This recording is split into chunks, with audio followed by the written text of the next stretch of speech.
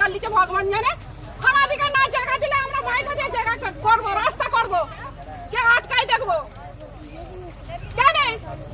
আমাদের ভাবাদিগির মাটি বাইরে যাবে কানে, তোমরা এখানে তুলতে চলো, দেখবে চলো। আমাদের এই জলটাই আমাদের জমি ডুবে গেছে, ঘরকে জল চলেছে, আমার করেছে জিসিপি। হ্যাঁ, আমি